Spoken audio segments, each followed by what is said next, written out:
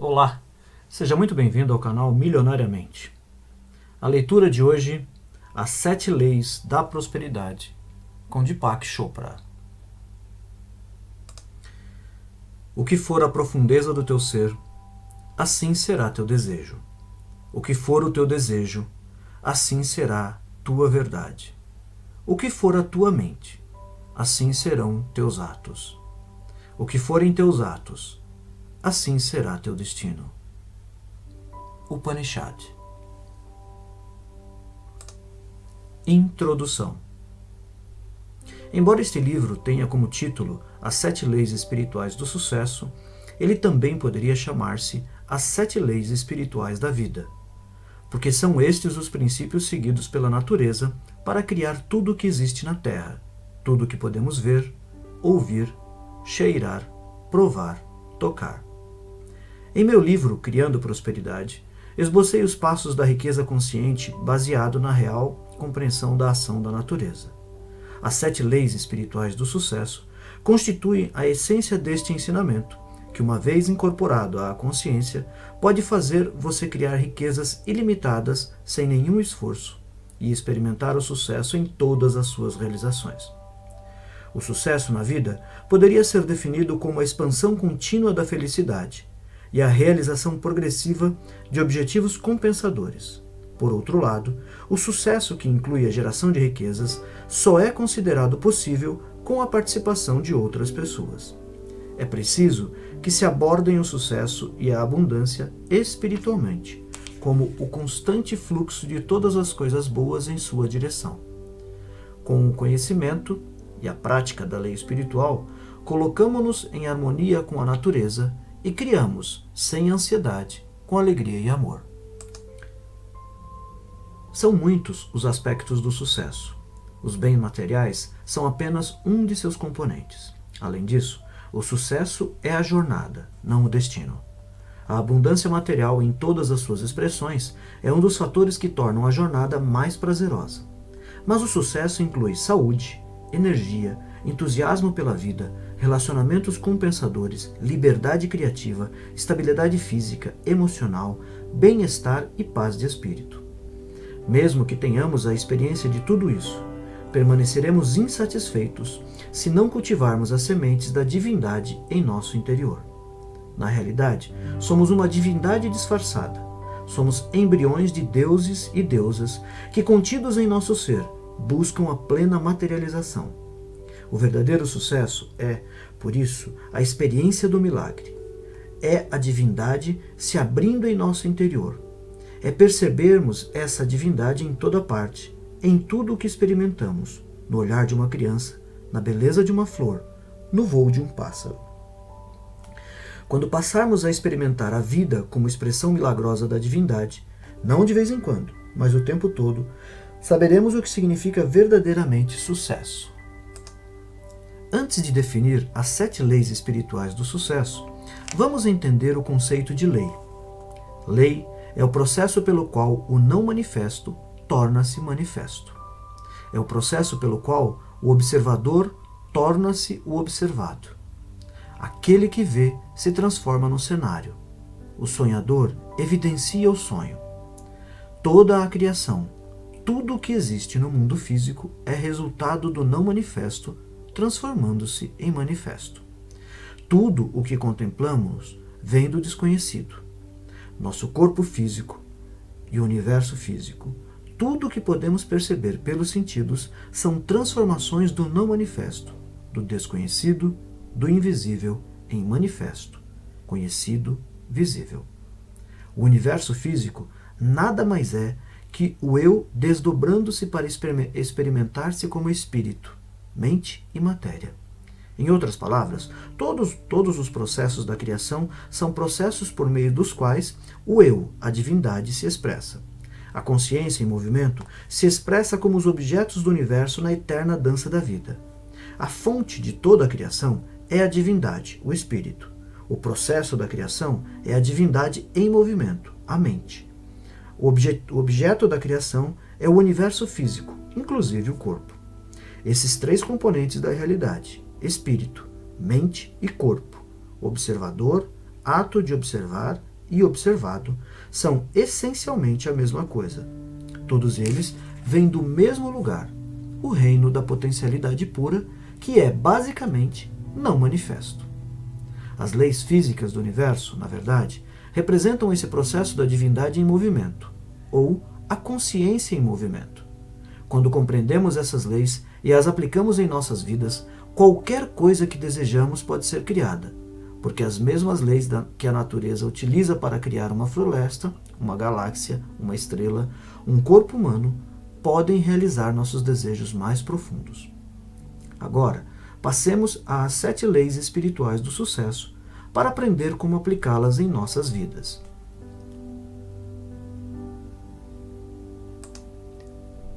Capítulo 1. A lei da potencialidade pura. A fonte de toda a criação é a conscientização pura.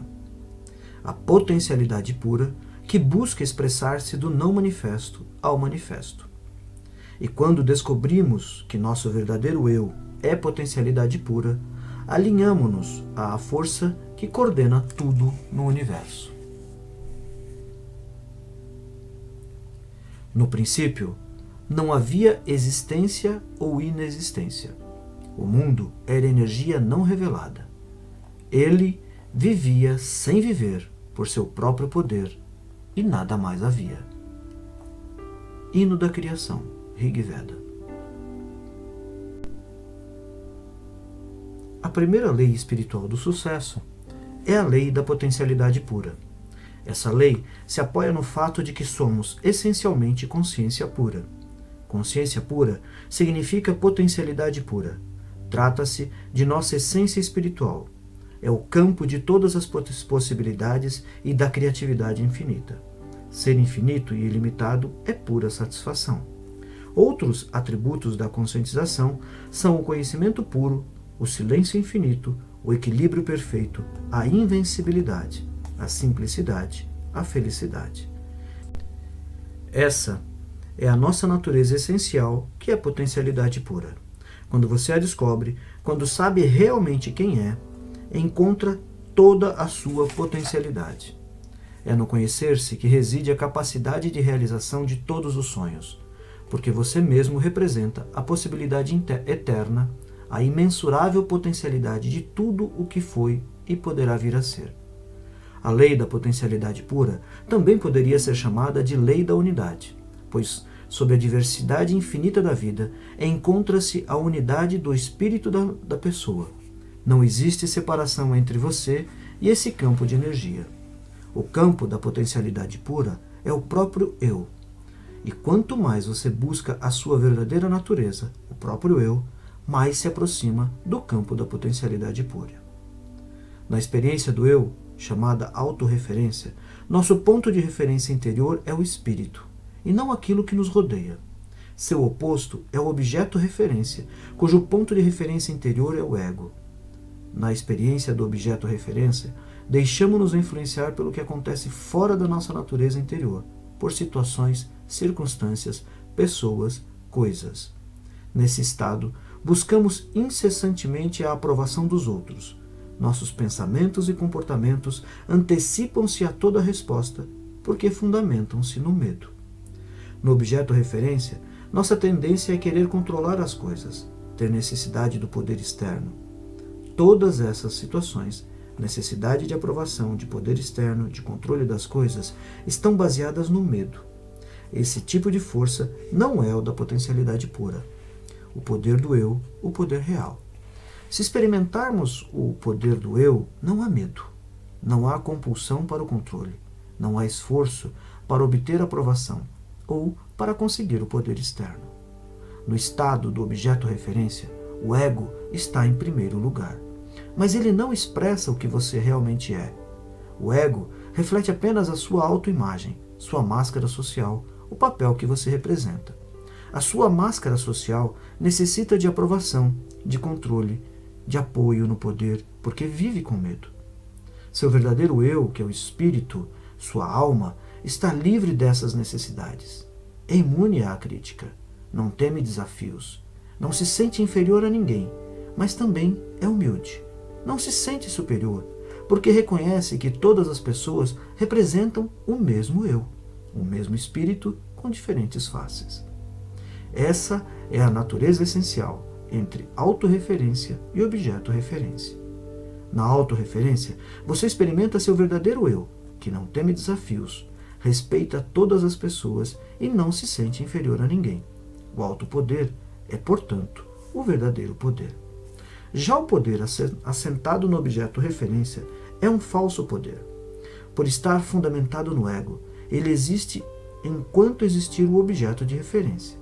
Se você tem muito dinheiro ou um título, um cargo importante, presidente de um país, presidente de uma empresa, esse poder tão apreciado desaparecerá juntamente com o dinheiro, com o título, com o cargo. O poder baseado no ego, portanto, deixa de existir quando terminam essas situações. Assim que desaparecem, sejam o título, o cargo, o dinheiro, o poder também se esvai. O alto poder, no entanto, é permanente, porque está fundamentado no conhecimento do eu. Ele tem características próprias e atrai não só as coisas que você deseja, como as pessoas que possam lhe interessar. Magnetiza as pessoas, as situações e as circunstâncias que alimentam seus sonhos. Apoiando-se nas leis naturais, é também o suporte da divindade que se encontra no estado de graça, no estado de ser de graça. Esse poder é tão intenso que você encontra prazer em se ligar às pessoas e elas a você. É o poder do vínculo originado do amor verdadeiro. Como é possível aplicar a lei da potencialidade pura, o campo de todas as possibilidades em nossa vida rotineira? Se você deseja desfrutar os benefícios do campo da potencialidade pura, se quiser fazer pleno uso da criatividade que é inerente à consciência pura, precisará ter acesso a ela. Uma forma de conseguir isso é se entregar diariamente a momentos de silêncio, praticar a meditação, evitar julgamentos. Viver em contato com a natureza é outra maneira de ter acesso às qualidades inerentes a esse campo. A infinita criatividade, a liberdade, a felicidade. Praticar o silêncio significa assumir o compromisso de reservar uma certa quantidade de tempo para simplesmente ser. Experimentar o silêncio representa afastar-se periodicamente da atividade da fala e também da atividade como assistir televisão, ouvir um rádio, ler um livro. Se você nunca se entregar à experiência do silêncio, estará provocando turbulência em seu diálogo interior. Sempre que possível, reserve algum tempo para experimentar o silêncio. Ou assuma o compromisso de manter o silêncio durante um certo período, diariamente. Poderia fazê-lo por 2 horas, por exemplo. Se isso lhe parecer muito, faça-o por apenas 1. Mas tente sempre aumentar esse tempo. Experimentar o silêncio por um tempo cada vez maior, um dia inteiro, 2 dias, 1 semana. O que acontece quando você entra na experiência do silêncio? No início, seu diálogo interior fica mais turbulento. Você sente uma necessidade intensa de dizer coisas. Conheci pessoas que ficavam completamente loucas nos primeiros dias em que se comprometiam a estender o período de silêncio. Eram tomadas por uma sensação de urgência e ansiedade. Mas, quando persistiam na experiência, seu diálogo interior começava a se aquietar, e o silêncio logo se tornava profundo. Isso acontece porque depois de um tempo, a mente desiste. Ela se dá conta de que não adianta ficar dando voltas e voltas se você, o eu, o espírito, não vai falar e ponto final. Então, quando o diálogo interior silencia, você começa a experimentar a quietude do campo da potencialidade pura. Praticar periodicamente o silêncio, da forma que lhe for conveniente, é uma maneira de experimentar a lei da potencialidade pura. A meditação é outra.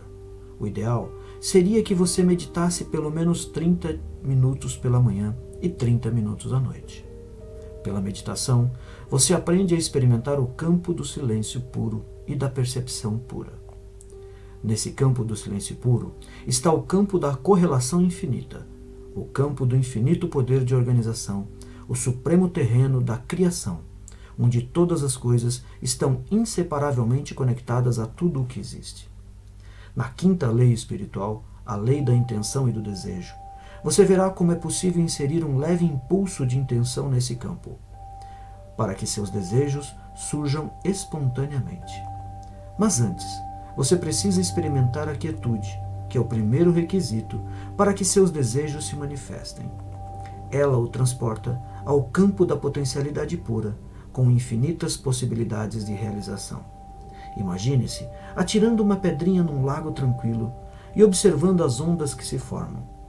Momentos depois, quando as ondas cessam, você atira outra pedra.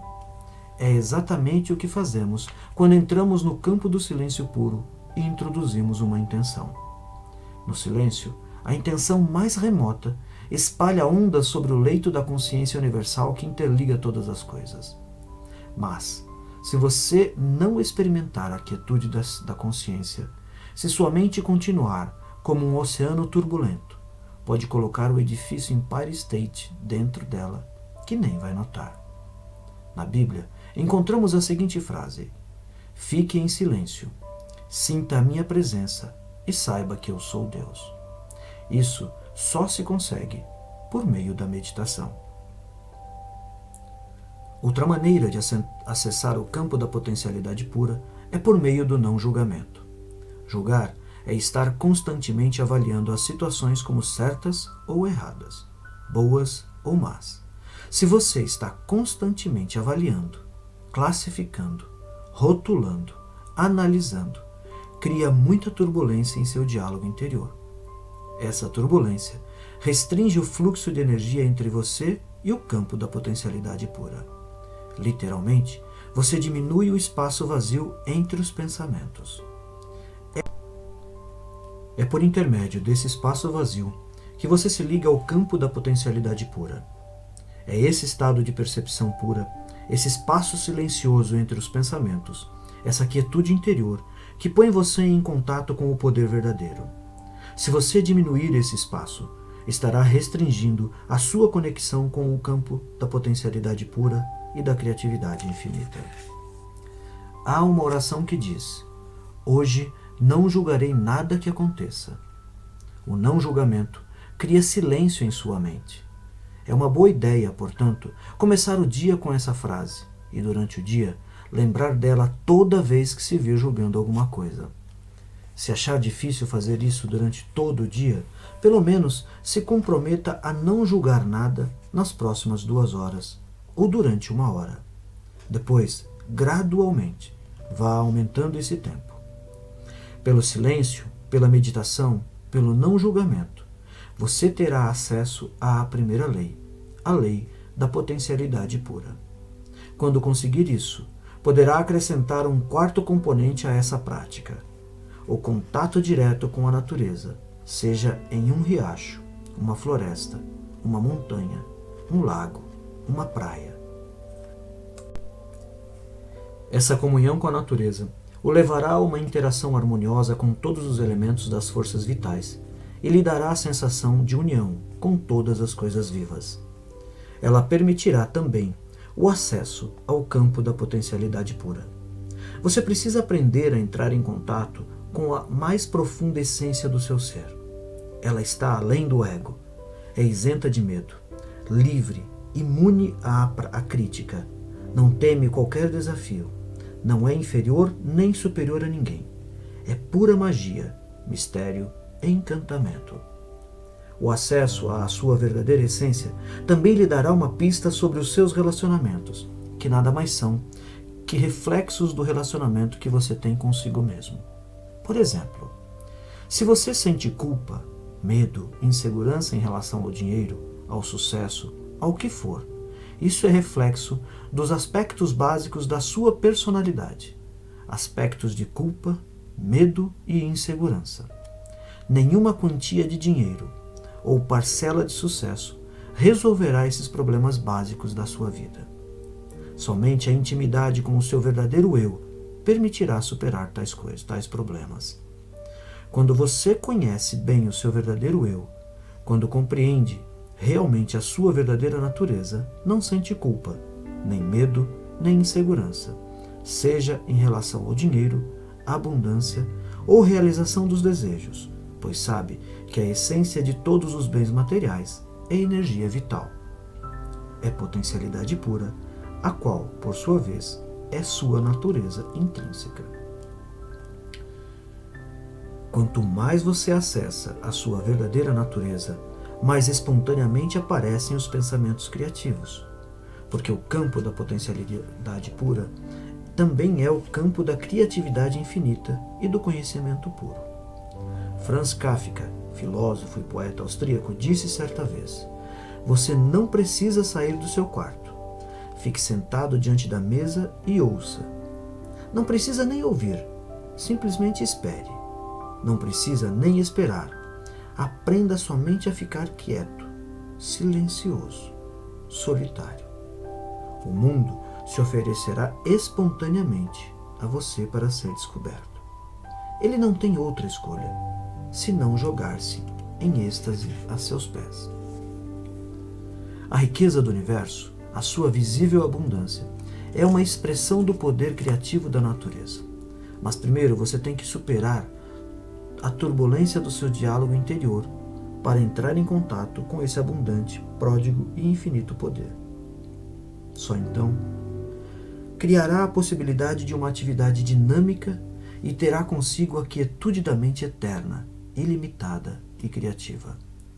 Essa requintada combinação de mente silenciosa, ilimitada e infinita, com mente dinâmica, limitada e individual, estabelece um equilíbrio perfeito entre quietude e movimentos simultâneos. O equilíbrio criador de tudo o que você quiser. A coexistência dos opostos, quietude e dinamismo ao mesmo tempo, torna você independente das situações, das circunstâncias, das pessoas, das coisas. Quando você compreende essa requintada coexistência, entra em alinhamento com o mundo da energia, o caldo quântico, a substância imaterial que é a fonte de todo o mundo material. O mundo da energia é fluente, dinâmico, elástico, mutável, eterno movimento. Ao mesmo tempo, é imutável, quieto, tranquilo, silencioso. Ao mesmo tempo, é imutável, quieto, tranquilo, silencioso, eterno repouso. A quietude em si mesma é o potencial da criatividade. O movimento por si só é a criatividade restrita a certos aspectos de sua expressão. Mas a combinação do movimento com a quietude capacita você a desencadear sua criatividade em todas as direções, até onde o poder da sua atenção o possa levar. Se a quietude acompanha sempre o movimento e a atividade, seja qual for a direção que você seguir, o movimento caótico ao seu redor não poderá impedir seu acesso ao reservatório da criatividade, ao campo da potencialidade pura. Aplicação da lei da potencialidade pura. Você pode pôr a lei da potencialidade pura em ação, assumindo o compromisso de dar os seguintes passos. 1. Entrar em contato com o campo da potencialidade pura, reservando um momento do dia para ficar em silêncio, para apenas ser. Ficar sozinho em meditação silenciosa, pelo menos 2 vezes ao dia, por aproximadamente 30 minutos, pela manhã e 30 minutos à noite. 2. Reservar um período do dia para comungar com a natureza e observar em silêncio a inteligência que há em todas as coisas vivas. Ficar em silêncio e assistir ao pôr do sol, ouvir o ruído do oceano ou de um rio, ou simplesmente sentir o perfume de uma flor. No êxtase do silêncio e em comunhão com a natureza, desfrutar a pulsação vital das eras, o campo da potencialidade pura e da criatividade ilimitada. 3. Praticar o não julgamento. Começar o dia dizendo: hoje não julgarei nada que aconteça. Também é importante que durante todo o dia você se lembre de não fazer julgamentos. Capítulo 2. A lei da doação. O universo opera por meio de trocas dinâmicas. Dar e receber são diferentes aspectos do fluxo da energia vital. Em nossa própria capacidade de dar tudo aquilo que almejamos, encontra-se a chave para atrair a abundância do universo, o fluxo da energia universal para as nossas vidas. Este frágil vaso que esvaziais dia após dia e que sempre preencheis com vida renovada. Esta pequena flauta de bambu que carregais pelas colinas e pelos vales e de onde tirais melodias eternamente novas. Vossas infinitas dádivas caem sobre essas mãos tão pequenas que possuo. As eras passam e continuais derramando, pois ainda há o que ser preenchido. Tagore Gitanjali.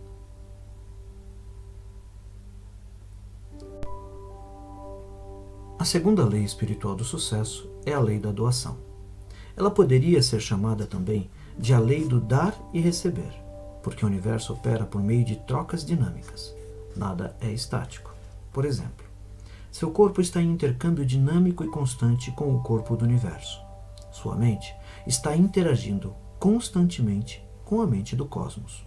Sua energia é a expressão da energia cósmica. O fluxo da vida nada mais é do que a interação harmoniosa de todos os elementos e de todas as forças que estruturam o campo da existência. Essa interação harmoniosa opera pela lei da doação. Como o seu corpo, sua mente e o universo estão em interação constante e dinâmica, qualquer interrupção nessa circulação de energia significa o mesmo que cessar o fluxo do sangue. Se o sangue para de fluir, começa a coagular, estagnar. Por isso, você tem a necessidade de dar e receber. Essa troca é o que mantém a sua saúde e a afluência, do que for, circulando em sua vida. A palavra afluência vem do verbo afluir, que significa correr para, convergir. Esse termo tem o sentido de corrente abundante, fartura, abundância de dinheiro. O dinheiro é, na verdade, um símbolo da energia vital que trocamos e utilizamos como consequência dos serviços que prestamos ao universo. Dinheiro também é chamado de moeda corrente, expressão que reflete o fluxo natural da energia. Corrente vem da palavra latina correre, que significa correr, fluir. Portanto, se interrompemos a circulação de dinheiro, se a nossa única intenção é segurar dinheiro e acumulá-lo, interromperemos também sua circulação em nossas vidas, uma vez que ele é energia vital. Para que essa energia continue voltando para nós, temos de mantê-la circulando. Como as águas de um rio, o dinheiro vem de fluir para não estagnar, para não sufocar sua força vital.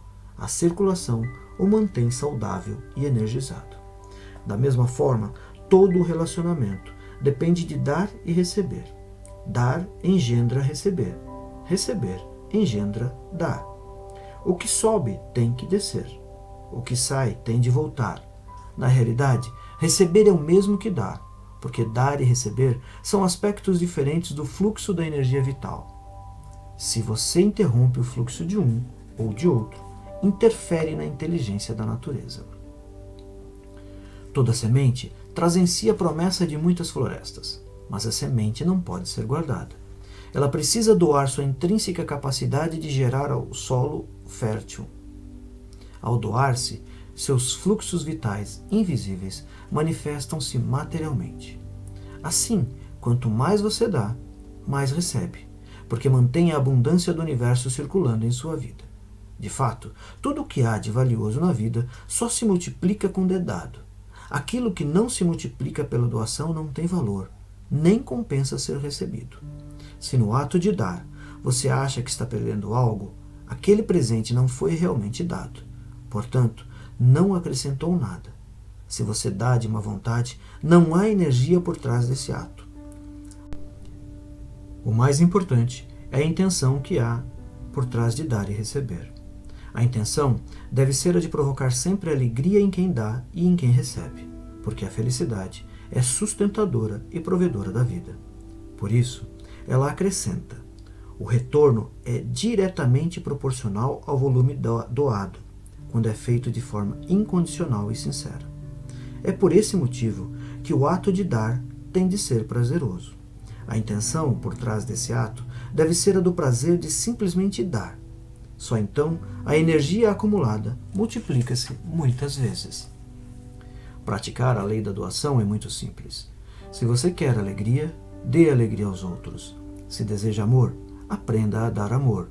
Se procura atenção e apreço, aprenda a ofertá-los. Se quer bens materiais, ajude os outros a se tornarem ricos. A maneira mais fácil de obter o que se quer é ajudar os outros a conseguirem o que querem. Este princípio se aplica igualmente a pessoas, empresas, sociedades e países. Se você almeja ser abençoado com todas as coisas boas da vida, aprenda a abençoar silenciosamente a todos com elas. A mera ideia de dar, de abençoar, de oferecer uma simples oração, tem o poder de afetar a vida dos outros. Isso acontece porque seu corpo, em seu estado essencial, é um feixe de energia localizado e de informação num universo de energia e informação.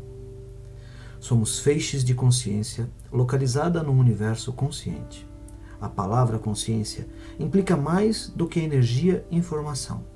Implica energia e informação, tão vivas quanto o pensamento. Por isso, somos feixes de pensamentos num universo pensante. E o pensamento tem o poder de transformar. A vida é a eterna dança da consciência, expressando-se na troca dinâmica de impulsos inteligentes entre o micro e o macrocosmo, entre o corpo humano e o corpo universal, entre a mente humana e a mente cósmica. Quando você sabe dar aquilo que procura, está ativando e coreografando a dança com movimentos primorosos, energéticos e vitais, que constituem a eterna pulsação da vida. A melhor maneira de aplicar a lei da doação, de começar o processo de circulação de energia, é decidir que a qualquer momento você vai entrar em contato com outra pessoa, dando a ela alguma coisa. Não é preciso que sejam coisas materiais. Pode ser uma flor, um elogio, uma oração. Na verdade, as formas mais poderosas de dar são imateriais. As dádivas de carinho, atenção, afeto, apreço, amor, são as mais preciosas e não custam nada. Quando você encontrar alguém, ofereça-lhe uma bênção silenciosa. Deseje felicidade, contentamento, alegrias. Estes presentes silenciosos são poderosos. Um ensinamento que aprendi na infância e que também transmiti a meus filhos é não deixar de levar um presente quando visitar alguém. Você poderá pensar: como posso dar aos outros se agora não tenho nem para mim? Na verdade, você poderá levar uma flor. Uma flor. Poderá levar um bilhete ou um cartão falando de seus sentimentos pelo dono da casa. Poderá levar um elogio ou até mesmo uma oração. O importante é tomar a decisão de dar sempre, em todo lugar e a quem for. Ao dar, você também está recebendo. Quanto mais oferecemos aos outros, mais cresce a sua confiança nos efeitos milagrosos desta lei. E quanto mais você recebe, mais cresce a sua capacidade de dar. Nossa verdadeira natureza é composta de riqueza e abundância. Somos naturalmente ricos porque a natureza supre todas as nossas necessidades e sustenta todos os nossos desejos. Nada nos falta, porque nossa natureza essencial é a da potencialidade pura e das possibilidades infinitas. Portanto, você precisa saber que já é inerentemente rico. Pouco importa quanto dinheiro tenha, porque a fonte da riqueza é o campo da potencialidade pura. É a consciência que sabe como satisfazer qualquer necessidade, incluindo a alegria, o amor, o riso, a paz, a harmonia, o conhecimento. Se você busca antes essas coisas, não só para si mesmo, mas para os outros, muito mais virá até você espontaneamente. Aplicação da lei da doação. Você pode colocar a lei da doação em movimento assumindo o compromisso de dar os seguintes passos. 1. Dar um presente em todo lugar onde for, a todos que encontrar. Esse presente poderá ser um cumprimento, uma flor, uma oração. Oferecer diariamente alguma coisa a todas as pessoas com as quais entrar em contato. Você estará, assim, desencadeando o processo de circulação de energia, de alegria, de riquezas, de abundância em sua vida e na de outras pessoas. 2. Receber agradecido diariamente todas as dádivas que a vida oferece. A luz do sol, o canto dos pássaros, as flores, a neve do inverno. E estar aberto para receber dos outros, seja um presente material, seja dinheiro, seja um cumprimento, seja uma oração. 3. Assumir o compromisso de manter a riqueza circulando em sua vida, dando e recebendo os mais preciosos presentes: carinho, afeição, amor, apreço. Desejar em silêncio felicidade e muita alegria toda vez que encontrar alguém.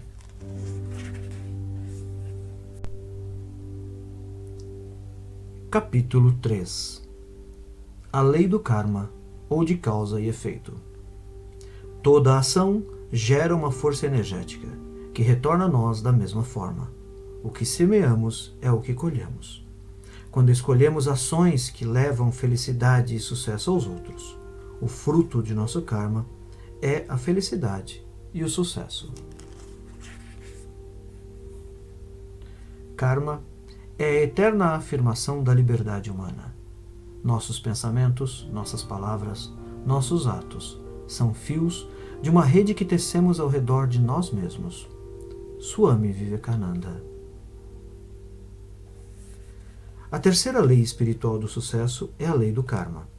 A palavra karma significa o conjunto das ações dos homens e suas consequências. É causa e efeito simultaneamente, porque toda ação gera uma força energética que retorna para nós da mesma forma. É bem conhecido o ditado: você colhe aquilo que semeia. Portanto, não há nada de misterioso na lei do karma. Obviamente, se desejamos felicidade, precisamos aprender a semear felicidade. Karma implica, então, escolha e ação conscientes. Tanto você quanto eu somos escolhedores infinitos. Em nossas vidas, a todo momento, entramos no campo de todas as possibilidades, onde temos acesso a uma infinidade de escolhas. Algumas são feitas conscientemente, outras não. Portanto, a melhor maneira de entender e utilizar ao máximo a lei do karma é estar conscientemente alerta para todas as escolhas que fazemos a todo momento. Quer você goste ou não, tudo o que está acontecendo neste momento é resultado de escolhas feitas no passado, uma vez que o karma define o nosso destino. Infelizmente, muitos fazem escolhas inconscientes e, por isso, acham que não são escolhas, mas são. Se eu o insulto, é provável que você escolha se ofender. Se eu lhe dirijo um cumprimento, é provável que você escolha sentir-se grato e envaidecido. Pense bem, é sempre uma escolha. Eu posso insultá-lo e ofendê-lo, e você escolher não se ofender. Da mesma maneira, posso lhe dirigir um cumprimento e você escolher não se sentir envaidecido. Em outras palavras, toda pessoa constitui, mesmo sendo um escolhedor infinito, um feixe de reflexos condicionados. Eles são disparados constantemente por circunstâncias e por pessoas, resultando em comportamentos previsíveis. Esses reflexos condicionados são iguais ao condicionamento pavloviano. Pavlov é conhecido por demonstrar que um cão, ao receber comida, sempre que se fizer soar uma campainha, começará a salivar assim que ouvir a campainha. Ou seja, o animal desenvolve um reflexo condicionado ao associar um estímulo, comida, ao outro, som da campainha. Também nós, devido ao condicionamento, temos respostas repetitivas e previsíveis aos estímulos do ambiente. Nossas reações parecem ser disparadas automaticamente por pessoas e circunstâncias. No entanto, esquecemos um fato. Essas reações são também escolhas que fazemos a todo momento. Simplesmente, estamos escolhendo inconscientemente. Se você parar um pouco e começar a observar suas escolhas no momento em que elas ocorrem, mudará esse aspecto da inconsciência. O simples ato de observá-las transfere todo o processo do terreno do inconsciente para o do consciente. Esse procedimento, escolher e observar conscientemente, é muito enriquecedor. Quando fizer uma escolha, qualquer uma, faça a si mesmo duas perguntas. Quais são as consequências da escolha que estou fazendo? Essa escolha trará felicidade a mim e aos outros ao meu redor? A resposta à primeira questão você sentirá em seu coração e saberá imediatamente quais serão as consequências. Quanto à segunda questão, se a resposta for sim, então persista nessa escolha. Se for não, escolha outra. É bem simples. Entre a infinidade de escolhas disponíveis a cada segundo, só existe uma que trará felicidade a você e aos que estiverem por perto. E quando você faz essa escolha, ela resulta numa forma de comportamento chamada de ação correta espontânea. A ação correta espontânea é o momento certo, é a resposta certa para uma situação no instante em que é dada. É a ação que nutre você e todos os que forem influenciados por ela. Há um mecanismo muito interessante no universo para ajudar a fazer escolhas espontâneas corretas. Esse mecanismo relaciona-se com sensações físicas. Nosso corpo reconhece dois tipos de sensações. Uma é o do conforto e a outra do desconforto. Imediatamente antes de fazer uma escolha consciente, observe seu corpo enquanto você faz a pergunta: se eu escolher isso, o que acontecerá? Se seu corpo enviar uma mensagem de conforto, é a escolha certa. Se for uma mensagem de desconforto, a escolha não é a adequada. Para alguns, a mensagem de conforto e desconforto se dá na região do plexo solar. Para a maioria, no entanto, manifesta-se na área do coração. Conscientemente, preste atenção nessa área do coração e pergunte a ele o que fazer. Depois, espere pela resposta. Uma resposta física, na forma de sensação, mesmo que seja muito leve. O importante é que está lá, em seu corpo. Somente o coração conhece a resposta certa. Muita gente acha que o coração é piegas e sentimental. Não é. O coração é intuitivo, é holístico, é contextual, é relacional. Não se orienta por perdas e ganhos. Ele está conectado ao computador cósmico, ao campo da potencialidade pura, do conhecimento puro e do poder da organização infinita que leva tudo em conta. Às vezes, pode até parecer irracional, mas o coração tem uma capacidade mais acurada e muito mais precisa de processar dados do que qualquer outra coisa que exista nos limites do pensamento racional. Você pode usar a lei do karma para gerar dinheiro e abundância e atrair para si o fluxo de todas as coisas boas no momento que quiser. Mas antes, precisa estar conscientemente lúcido de que seu futuro é resultado das escolhas que faz a todo momento em sua vida. Se assim agir regularmente, estará fazendo pleno uso da lei do karma. Quanto mais escolhas você fizer no nível da percepção consciente, mais corretas e espontâneas elas serão, tanto para si quanto para os que estão ao seu redor. E o karma passado? Como ele influencia você agora? Há 3 coisas que podem ser feitas em relação a isso. Uma é pagar seus débitos do karma passado. É o que a maioria das pessoas escolhe fazer, embora inconscientemente. Isso também é uma escolha. Às vezes, há muito sofrimento envolvido no pagamento desses débitos. Mas a lei do karma é bem clara. Diz que nada do que se deve ao universo fica sem pagamento. Há um perfeito sistema de acerto de contas nesse universo, uma constante troca de energia, de e para. A segunda coisa que você pode fazer é transmutar ou transformar seu karma numa experiência mais agradável. Esse é um processo muito interessante. Você pode se perguntar: quando está pagando esse débito? O que estou aprendendo com esta experiência? Por que isto está acontecendo? Qual é a mensagem que o universo está me transmitindo? Como posso tornar útil esta experiência para meus semelhantes? Ao fazer isso, você enxerga a semente da oportunidade e ata essa semente da oportunidade ao seu Dharma, que é o seu propósito de vida e do qual falaremos na 7ª lei espiritual do sucesso. Isso lhe permitirá transmutar o karma numa nova expressão. Por exemplo, se você quebrar a perna jogando bola, pergunte-se: o que esta experiência está me ensinando? Que mensagem o universo está me enviando? Talvez seja a mensagem de que você precisa diminuir o ritmo e ter mais cuidado e atenção com seu corpo da próxima vez. E se o seu Dharma for transmitir aos outros o que sabe? Então, ao se perguntar: como posso tornar essa experiência útil para os meus semelhantes?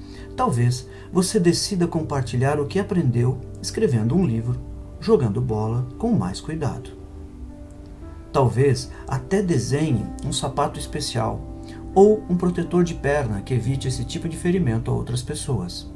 Dessa forma, enquanto paga seu débito com o karma do passado, você está convertendo a adversidade num benefício que poderá lhe trazer riquezas e satisfações. É a transmutação de seu karma numa experiência positiva. Você não se livra realmente do karma, mas consegue usar um episódio ligado a ele para criar um karma novo e positivo. A terceira maneira de lidar com o karma é transcendê-lo, ou seja, é entrar em contato com o seu íntimo, com a alma, com o espírito. É como lavar roupa suja num riacho. A cada vez que você mergulha a roupa na água, elimina algumas manchas. Continue mergulhando e a roupa vai ficando cada vez mais limpa. Você limpa ou transcende os obstáculos do seu karma, entrando e saindo do seu eu profundo, do seu íntimo. Isso é feito por meio da prática da meditação. Todas as nossas ações são episódios ligados ao karma. Beber uma xícara de café, por exemplo, é um deles. A ação gera memória. A memória tem a capacidade ou o potencial de gerar desejo. E o desejo gera novamente a ação. Os processadores operacionais de sua alma são o karma, a memória e o desejo. A alma é um feixe de consciência que contém as sementes do karma, da memória e do desejo. Tornando-se consciente dessas sementes, você passa a ser um gerador consciente da realidade. Ao se transformar em um escolhedor consciente, você passa a gerar ações transformadoras para si e para os que estão ao seu redor. E é só isso que você precisa fazer.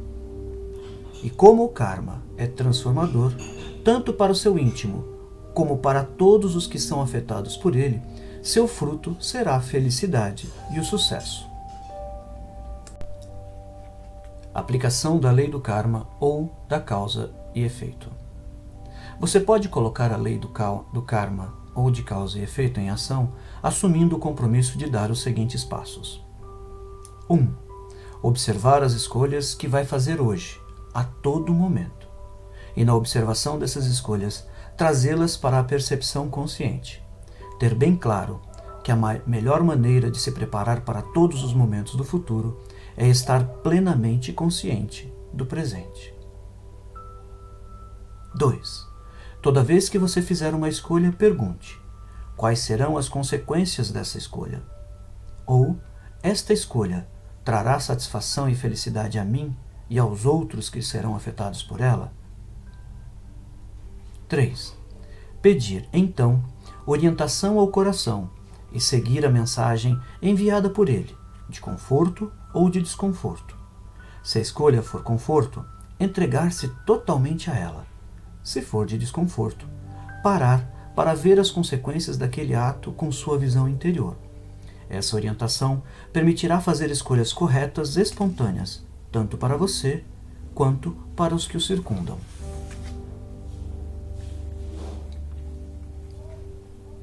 Capítulo 4. A lei do mínimo esforço.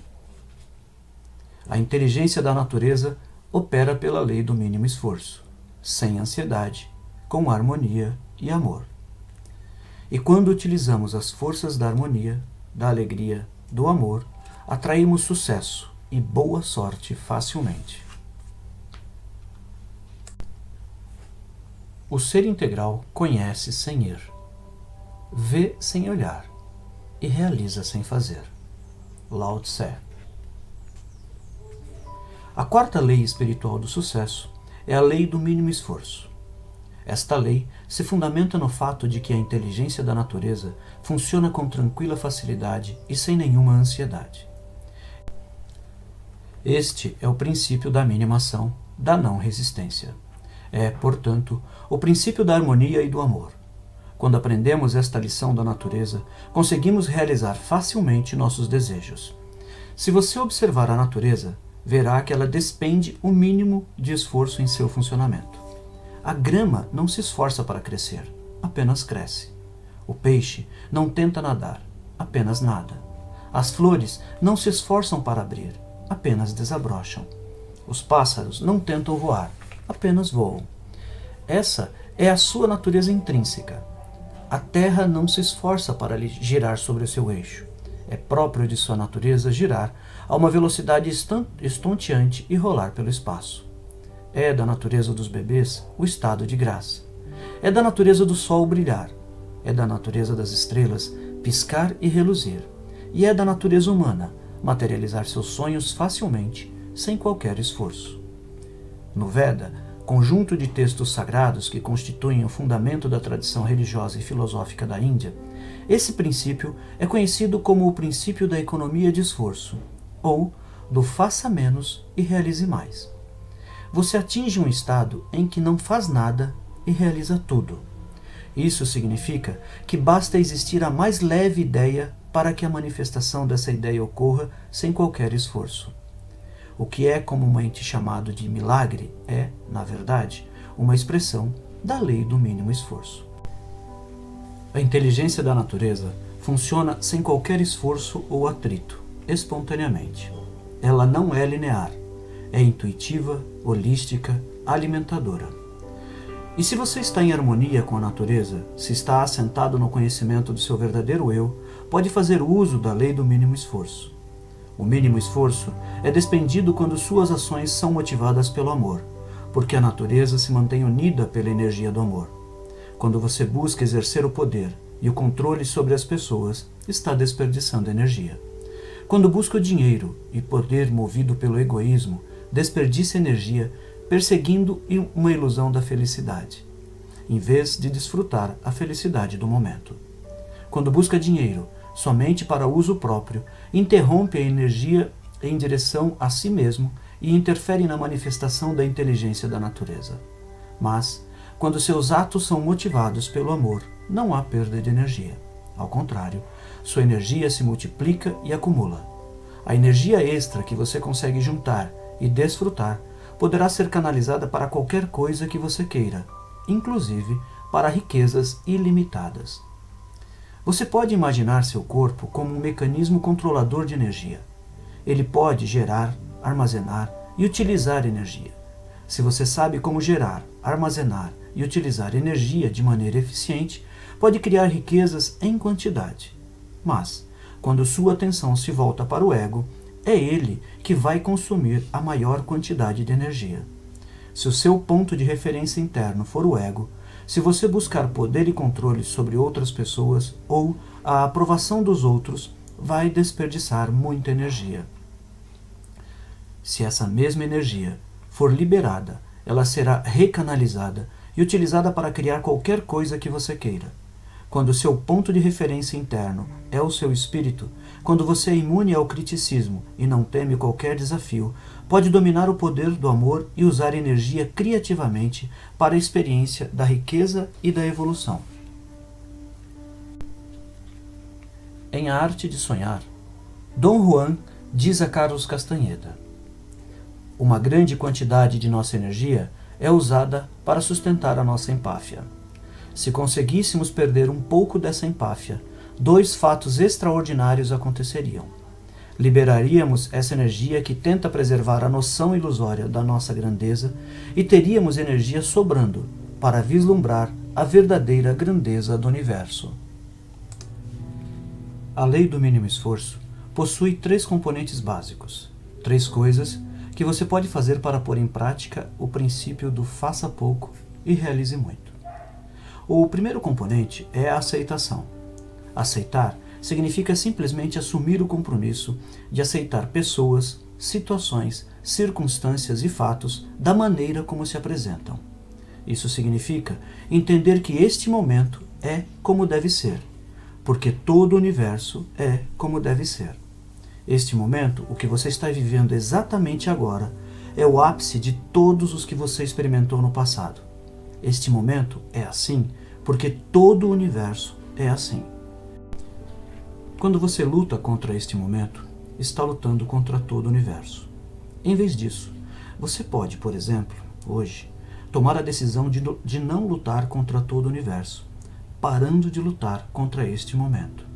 Isso envolve aceitar total e completamente este momento, aceitar as coisas como elas são e não como você gostaria que fossem. É importante entender esse mecanismo.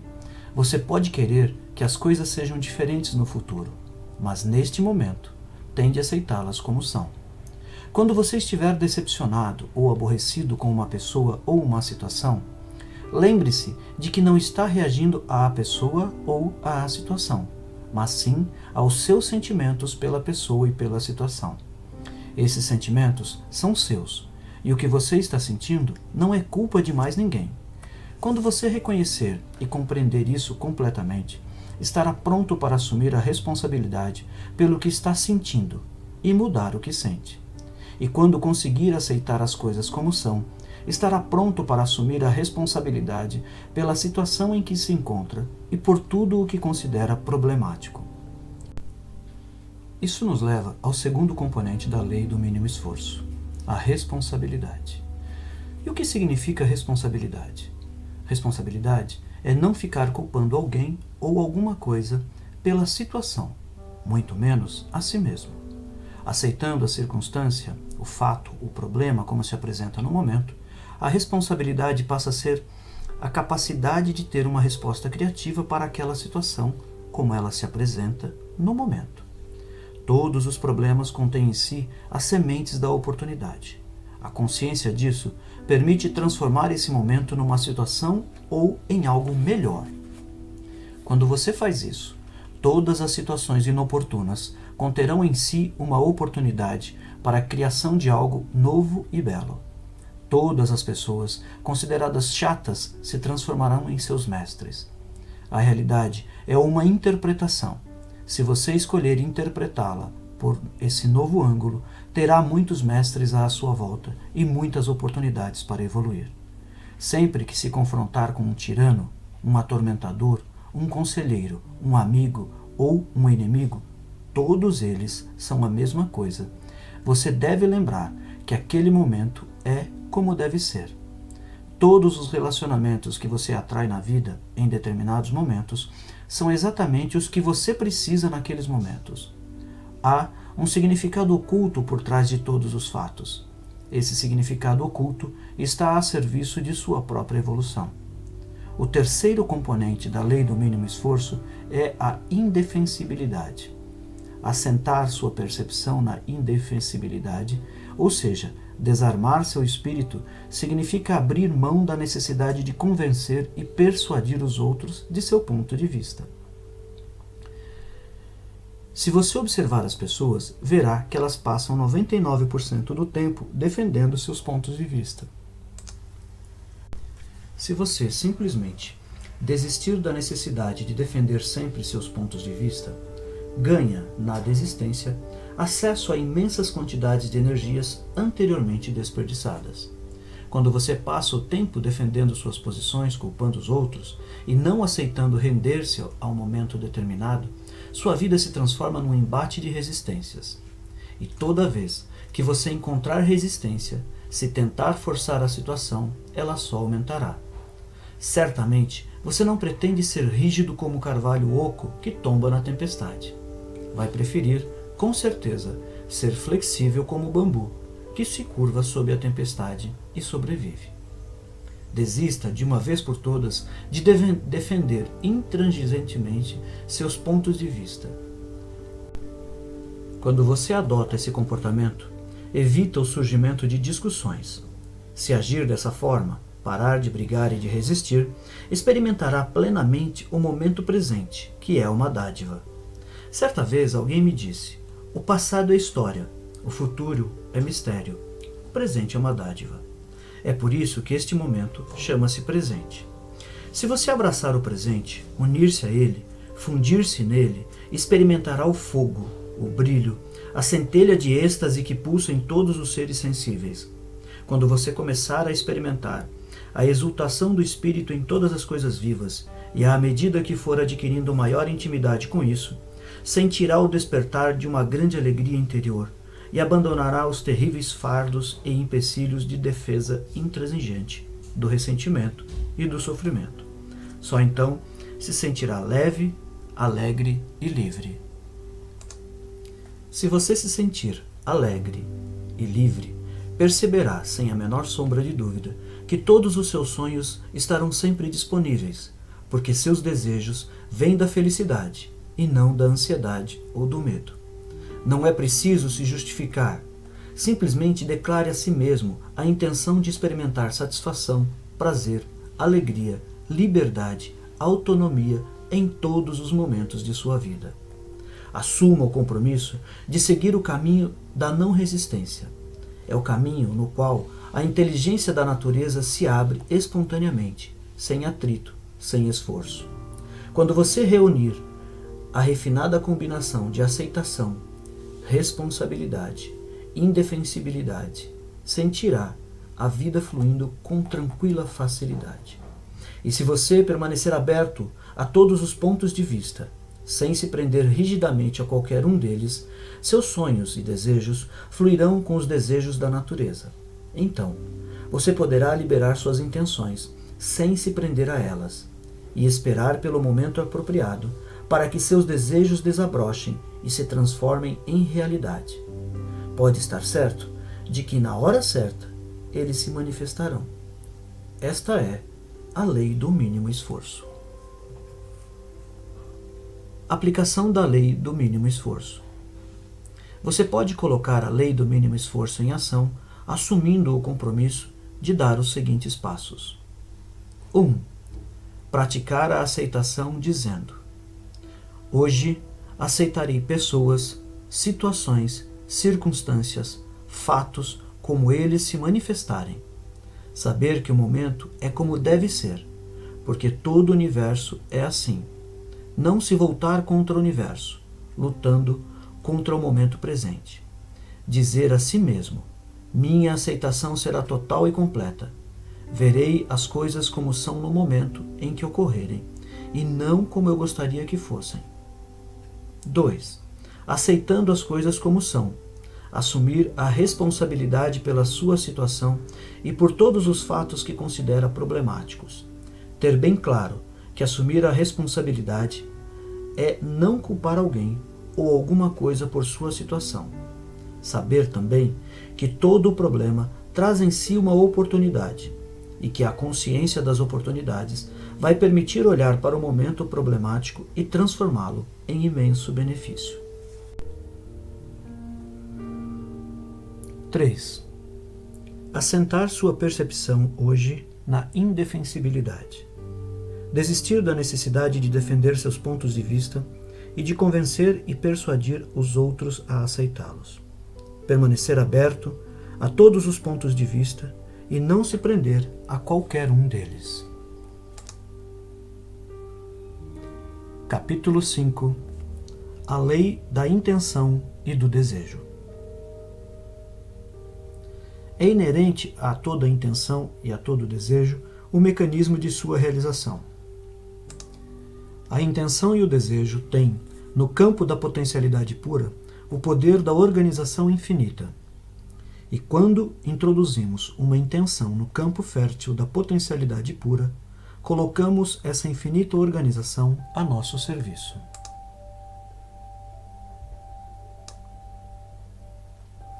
No princípio havia o desejo, a primeira semente da mente. Os sábios, meditando em silêncio, descobriram em sua sabedoria a ligação entre o existente e o não existente. Hino da Criação, Rig Veda.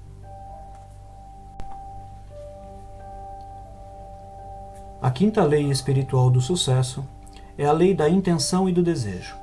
Essa lei fundamenta-se no fato de que a energia e a informação existem em toda a natureza. De fato, no nível do campo quântico, não há nada além de energia e informação. Campo quântico é apenas outro nome do campo da consciência pura ou da potencialidade pura.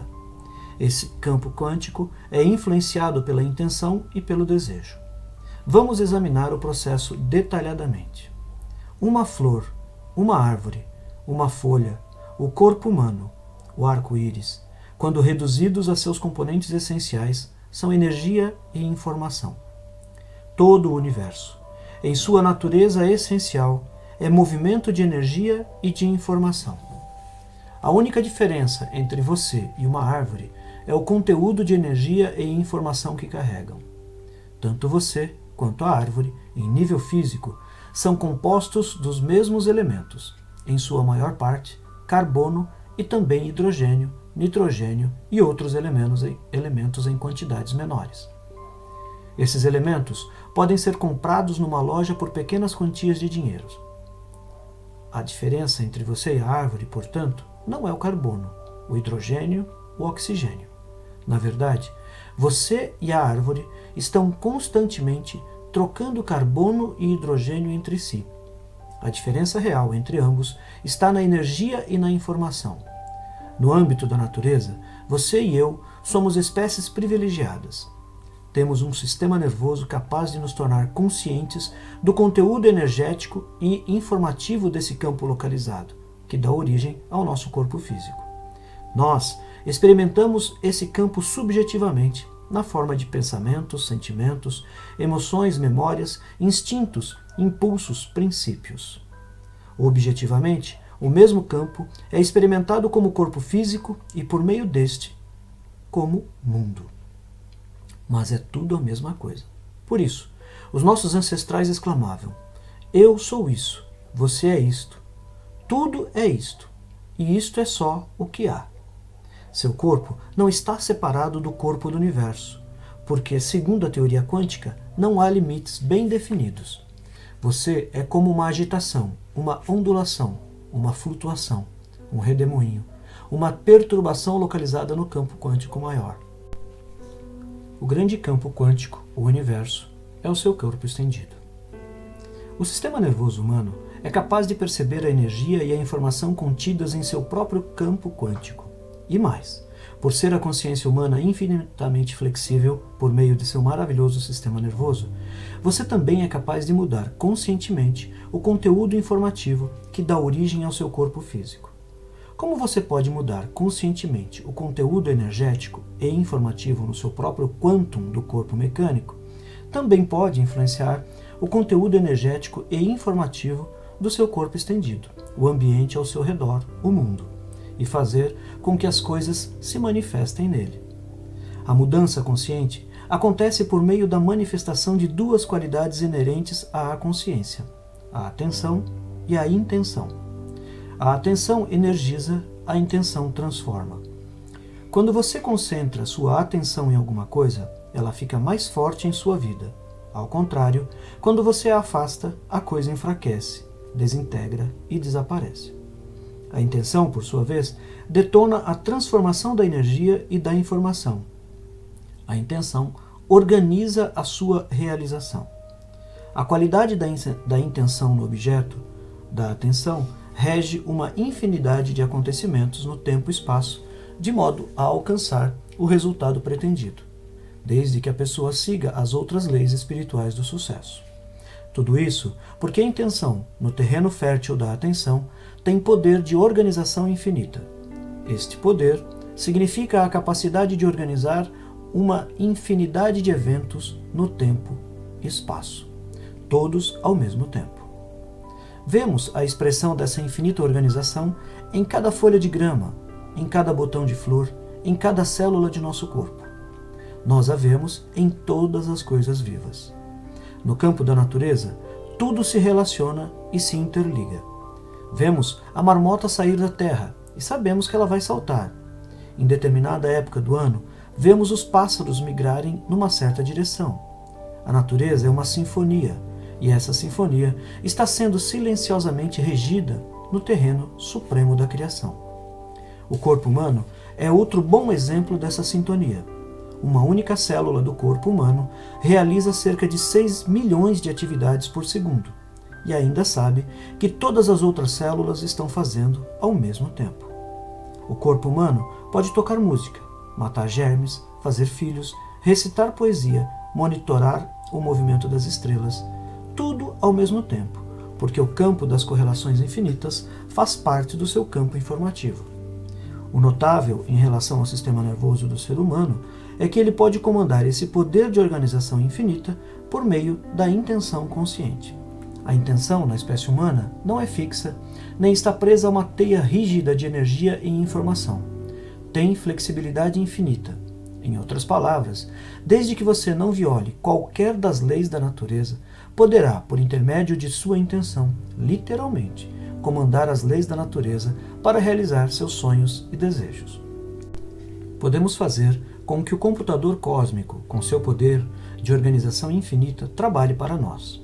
Podemos entrar no supremo terreno da criação e inserir uma intenção. Ao fazer isso, ativamos o campo das correlações infinitas. A intenção lança as bases para o fluxo tranquilo, espontâneo e natural da potencialidade pura, que busca expressar-se do não manifesto ao manifesto. A única exigência é que você use sua intenção em benefício do ser humano. Isso acontece espontaneamente quando você está em alinhamento com as 7 leis espirituais do sucesso. A intenção é o poder que move o desejo. A intenção por si só é muito poderosa, porque é o desejo desvinculado do resultado. O desejo sozinho é fraco, porque na maioria das pessoas a atenção é vinculada. A intenção é o desejo com estrita aderência a todas as outras leis, mas particularmente à lei do distanciamento, que é a 6ª lei espiritual do sucesso. A intenção e o distanciamento, combinados, levam a consciência do momento presente centrado na vida. E quando uma ação acontece com a consciência do momento presente, ela é mais eficiente. Sua intenção é para o futuro, mas sua atenção está no presente. Se a sua atenção está no presente, a intenção futura se manifestará, pois o futuro é criado no presente. Você tem de aceitar o presente como ele é. Aceite o presente e pretenda o futuro. O futuro é algo que sempre pode ser criado a partir da intenção distanciada, mas nunca se deve combater o presente. O passado, o presente e o futuro são propriedades da consciência. O passado representa as recordações, a memória. O futuro é antecipação. O presente é consciência, portanto, o tempo é movimento do pensamento. Tanto o passado quanto o futuro são frutos da imaginação. Somente o presente é consciência, é real, é eterno. Ele é o potencial do tempo e espaço, da matéria, da energia. É o eterno campo das possibilidades, experimentando-se como forças abstratas, sendo elas de luz, calor, eletricidade, magnetismo ou gravidade. Essas forças não estão nem no passado nem no futuro. Elas simplesmente existem. Nossa interpretação dessas forças abstratas permite a experiência do fenômeno concreto e da forma. Relembrar interpretações das forças abstratas produz a experiência do passado. Interpretações antecipatórias dessas mesmas forças criam o futuro. Tanto uma quanto a outra são qualidades da atenção na consciência.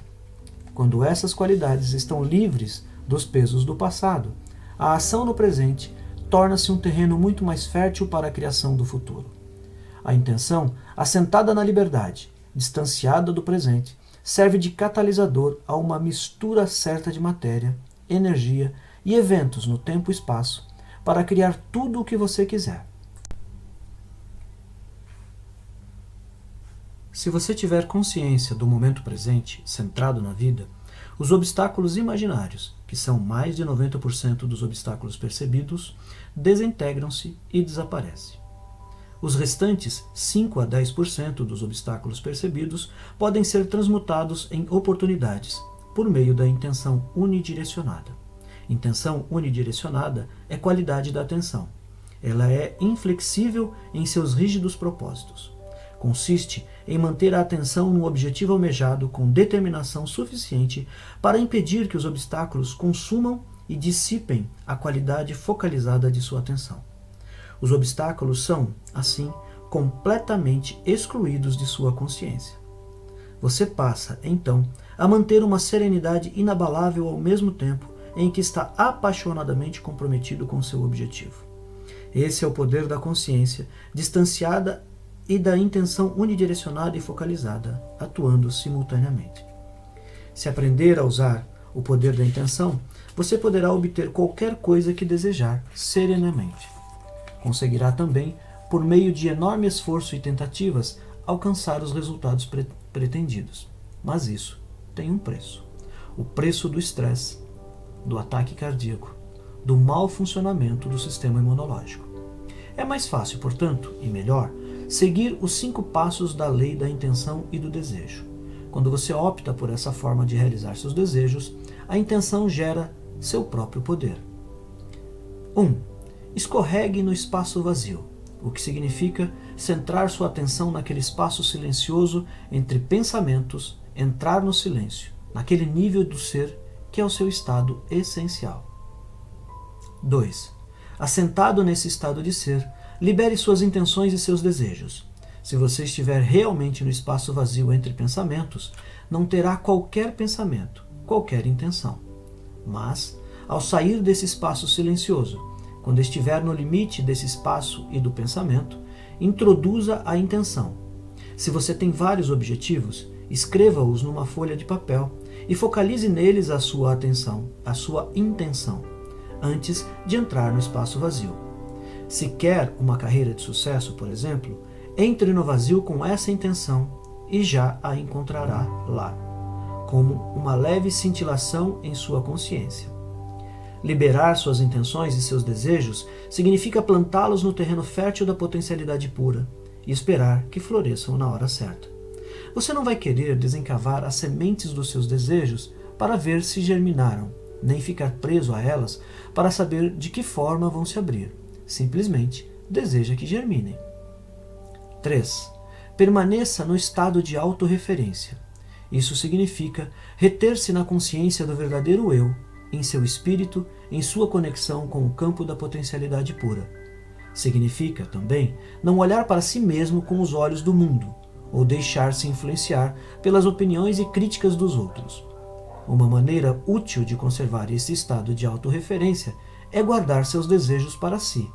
Não os compartilhe com mais ninguém, a menos que o outro tenha o mesmo desejo e o compartilhe intimamente com você.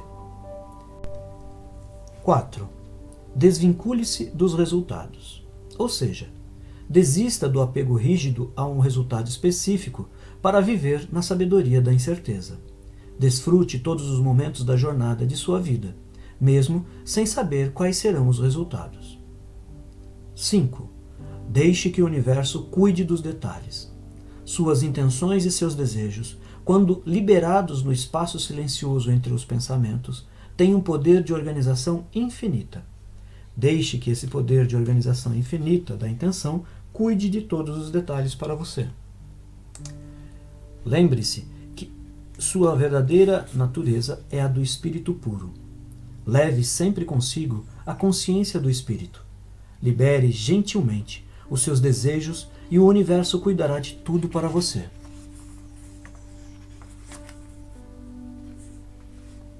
Aplicação da lei da intenção e do desejo. Você pode pôr a lei da intenção e do desejo em ação, assumindo o compromisso de dar os seguintes passos. 1. Fazer uma lista de todos os seus desejos. Carregar essa lista para todos os lugares. Olhar para ela antes de entrar em silêncio e meditação. Olhar antes de adormecer à noite. Olhar quando acordar pela manhã. 2. Liberar a lista de seus desejos e a soltar no ventre da criação. Confiar. Se as coisas não saírem como você deseja, há uma razão para isso. O plano cósmico, com certeza, terá desígnios maiores para você do que os que possa conceber. 3. Lembrar de praticar a consciência do momento presente em todas as ações. Não permitir que os obstáculos consumam e dissipem a qualidade da atenção no momento presente. Aceitando o presente como ele é, o futuro se manifestará nas intenções e nos desejos mais caros e profundos.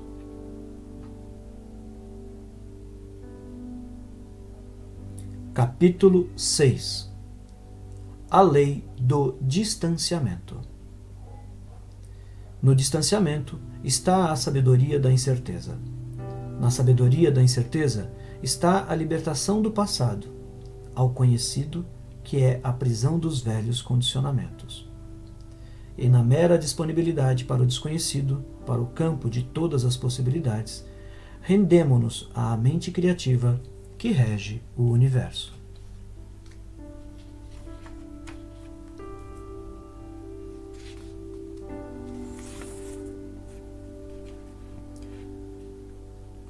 Como dois pássaros dourados, pousados no mesmo galho, intimamente amigos, o ego e o eu habitam o mesmo corpo.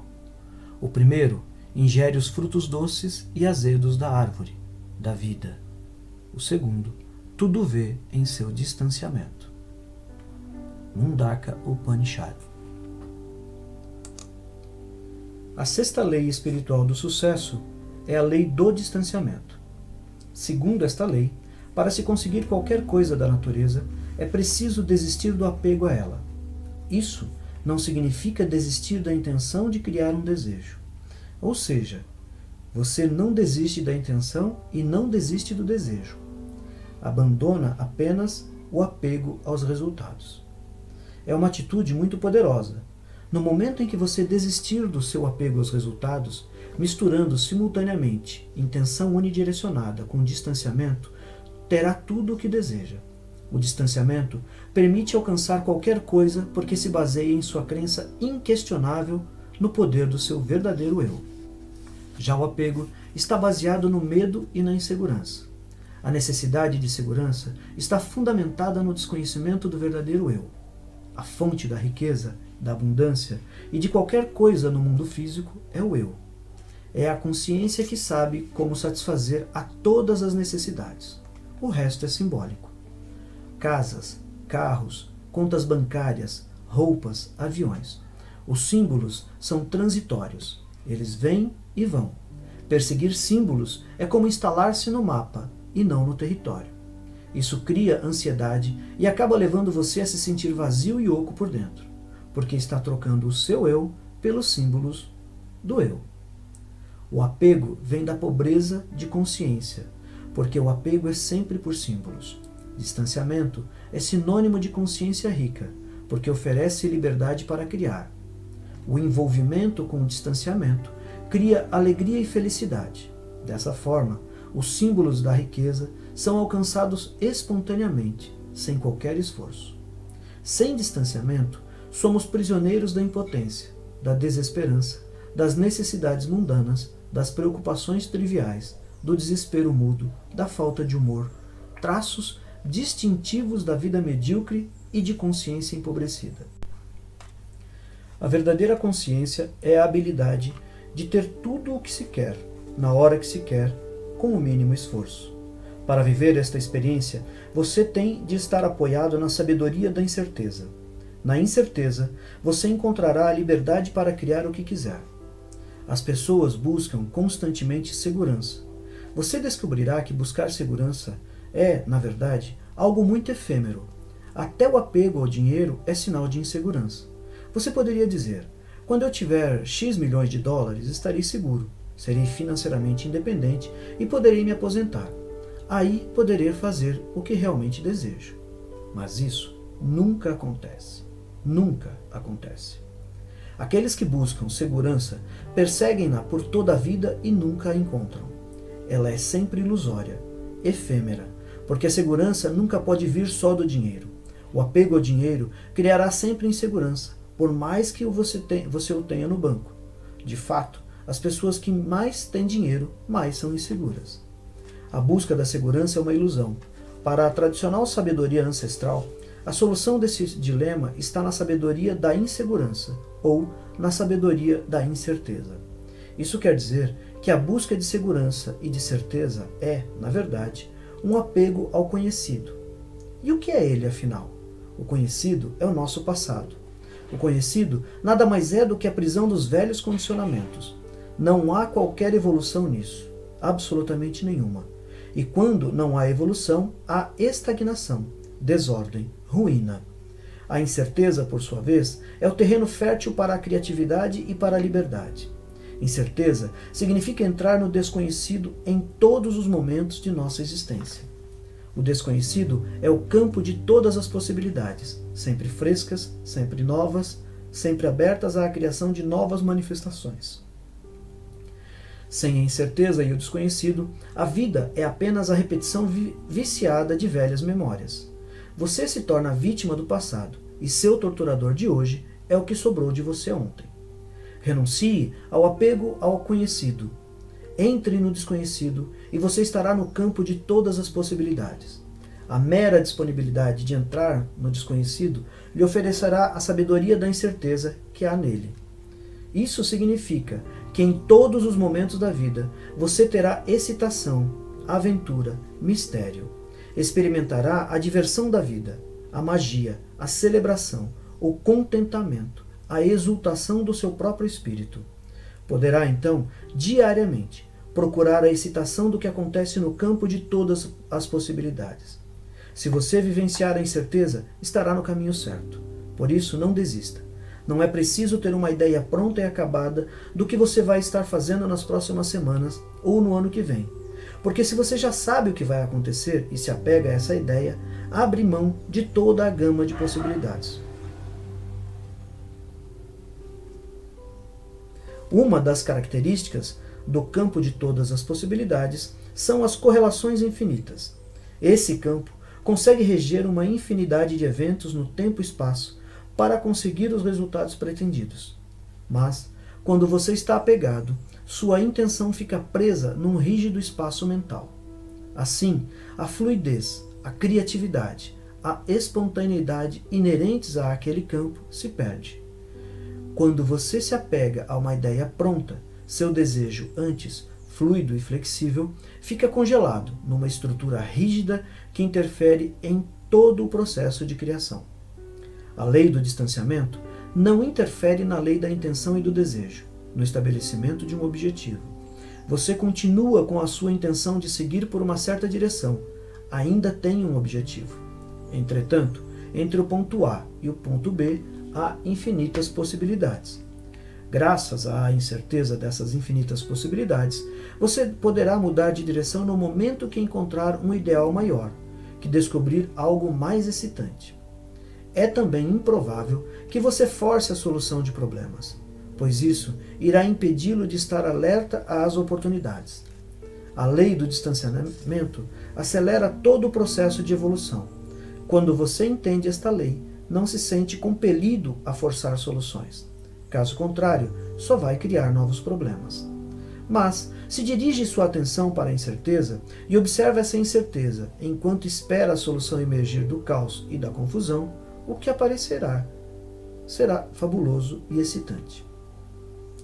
O estado de alerta, a prontidão para o presente no campo da incerteza, encontra seu objetivo e sua intenção, o que permite a você aproveitar a oportunidade. O que é a oportunidade? Ela está contida em todos os problemas que você tem na vida. Em cada um desses problemas está a oportunidade de um benefício maior. Com essa percepção, você se abre para toda a gama de possibilidades, o que preserva o mistério, o encantamento, a excitação, a aventura da vida. Todo problema pode ser visto como uma oportunidade de benefícios maiores. Fica-se alerta para as oportunidades quando se está assentado na sabedoria da incerteza. E quando a prontidão encontra a oportunidade, a solução surge espontaneamente. O resultado é o que se chama comumente de boa sorte. Sorte nada mais é do que a prontidão e a oportunidade caminhando juntas. Se as duas estiverem misturadas à observação atenta do caos, daí emergirá uma solução que será evolucionariamente benéfica para você e para todos os que estiverem ao seu redor. Essa é a perfeita receita do sucesso. Ela está baseada na lei do distanciamento. Aplicação da lei do distanciamento. Você pode colocar a lei do distanciamento em ação, assumindo o compromisso de dar os seguintes passos. 1. Comprometer-se hoje com o distanciamento. Dar a si próprio e aos outros a liberdade de ser o que é. Evitar a imposição rígida de suas ideias sobre como as coisas devem ser. Não forçar soluções de problemas, criando assim novos problemas. Participar de tudo, mas com envolvimento distanciado. 2. Transformar a incerteza em um ingrediente essencial da própria experiência. Na disponibilidade para aceitar a incerteza, as soluções emergirão espontaneamente do próprio problema, da própria confusão, da desordem, do caos. Quanto mais incertas forem as coisas, mais seguro deverá se sentir, porque a incerteza, você é o caminho da liberdade. Por meio da sabedoria da incerteza, você encontrará a segurança. 3. Entrar no campo de todas as potencialidades e antecipar a excitação que pode ocorrer quando se está aberto a uma infinidade de escolhas. Quando você agir assim, experimentará toda a diversão, toda a magia, todo o mistério, toda a aventura da vida.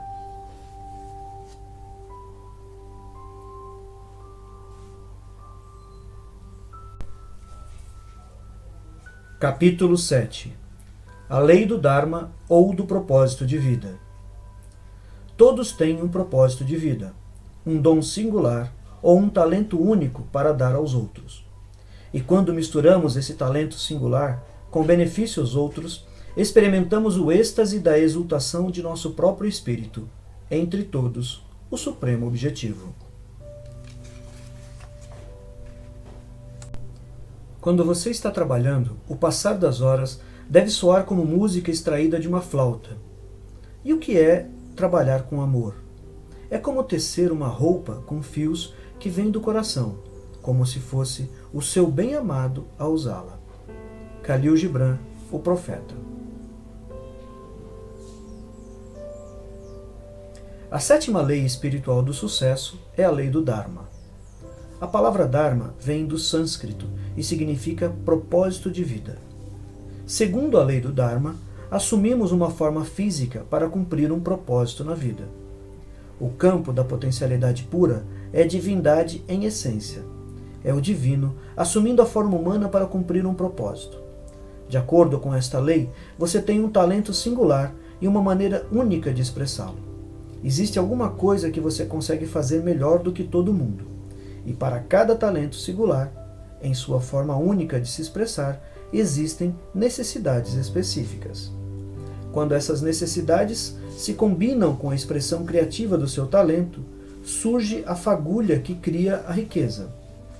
Se você transmitir este pensamento às crianças, poderá ver os seus efeitos. Fiz isso com meus filhos. De vez em quando, eu falava que havia uma razão para eles estarem aqui, e que cada um teria de descobrir por si mesmo que razão era essa. Desde os 4 anos de idade, eles ouviram isso. Também ensinei-lhes a meditar quando tinham mais ou menos essa idade. Eu lhes dizia sempre: não quero que vocês se preocupem em ganhar muito dinheiro. Se não forem capazes disso, quando crescerem, eu mesmo providenciarei seu sustento. Portanto, não se preocupem. Não quero que o objetivo de suas vidas seja o de ser um sucesso na escola, nem de ter as melhores notas ou de frequentar as melhores faculdades. Mas quero que se perguntem como poderão descobrir o seu talento e servir à humanidade, pois cada um de vocês tem um talento único que ninguém mais tem. E cada um tem uma forma de expressar esse talento que mais ninguém tem. O resultado é que eles acabaram indo para as melhores faculdades e são únicos naquilo que os torna economicamente autossuficientes, porque estão concentrados no que vieram fazer aqui. É essa, portanto, a lei do Dharma. A lei do Dharma apresenta 3 componentes. O primeiro é o de que estamos aqui para encontrar nosso verdadeiro eu, para descobrir que nosso verdadeiro eu é espiritual, que somos essencialmente seres espirituais expressos numa forma física. Não somos seres humanos que de vez em quando têm experiências espirituais. Ao contrário, somos seres espirituais que de vez em quando têm experiências humanas. Estamos aqui para descobrir nosso eu superior, ou espiritual. Essa é a primeira coisa que se cumpre na lei do Dharma. Precisamos descobrir por nós mesmos que temos em nosso interior um embrião de Deus ou deusa, desejoso de nascer e de expressar sua divindade. O segundo componente é o de que devemos expressar nosso talento singular. A lei do Dharma diz que todo ser humano tem um talento único. Ou seja, você tem um talento só seu, e ele é único em sua expressão e tão específico que ninguém mais em todo o planeta tem um igual ou maneira parecida de expressá-lo. Isso significa que há uma coisa que você pode fazer e de um jeito melhor do que qualquer outra pessoa sobre a Terra. Quando você está fazendo essa coisa, perde a noção do tempo. E quando está expressando esse talento único, muita gente tem mais de um, você penetra na consciência atemporal. O terceiro componente é o que devemos servir à humanidade. Para isso, devemos fazer as seguintes perguntas. Como posso ajudar? Como posso ajudar a todos com quem tenho contato? Quando você combina a capacidade de expressar seu talento único com benefícios à humanidade, está fazendo pleno uso da lei do Dharma. Agindo assim e somando a experiência de sua própria espiritualidade, o campo da potencialidade pura, não há meios de você não ter acesso à abundância ilimitada, porque essa é a verdadeira forma de se obter a abundância. E não se trata de abundância passageira. Ela é permanente por causa de seu talento único, de sua maneira específica de expressá-lo, dos benefícios e dedicação a seus semelhantes, que descobriu ao se perguntar: como posso ajudar? Em vez de: o que vou ganhar com isso? A pergunta: o que vou ganhar com isso? É o diálogo interior do ego. A pergunta: como posso ajudar? É o diálogo interior do espírito. O espírito é aquele domínio de nossa consciência em que experimentamos nossa universalidade. Ao mudar seu diálogo interior de o que ganho com isso para como posso ajudar, automaticamente você está indo além do ego e entrando no domínio do espírito.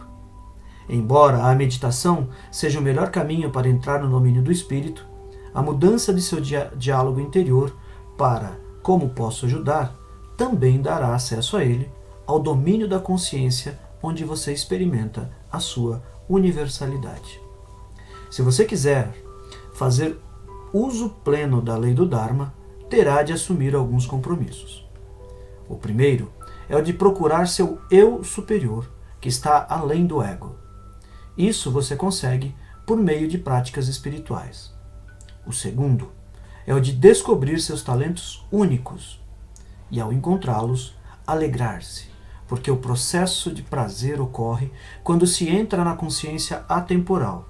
É quando estamos em estado de graça.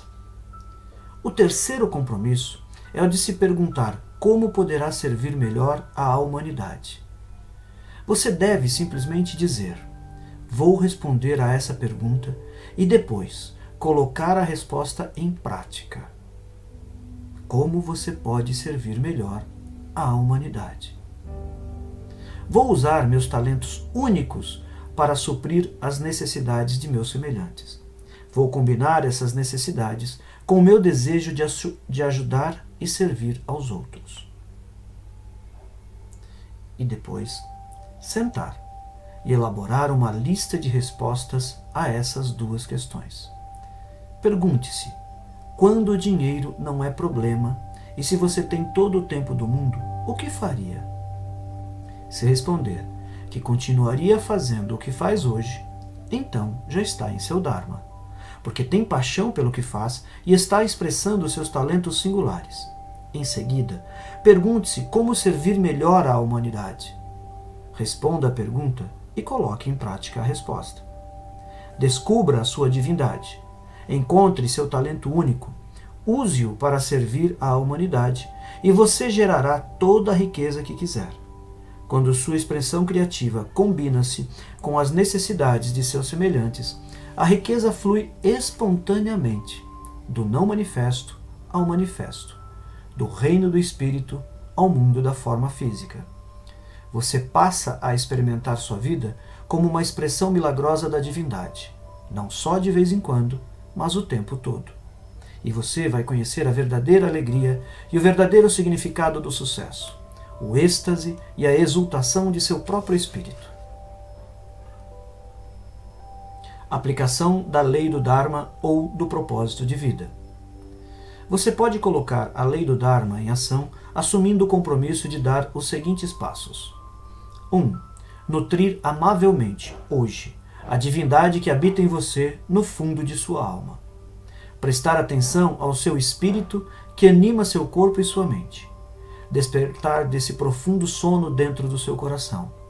Carregar consigo a consciência de atemporalidade, do ser eterno, em todas as experiências limitadas pelo tempo.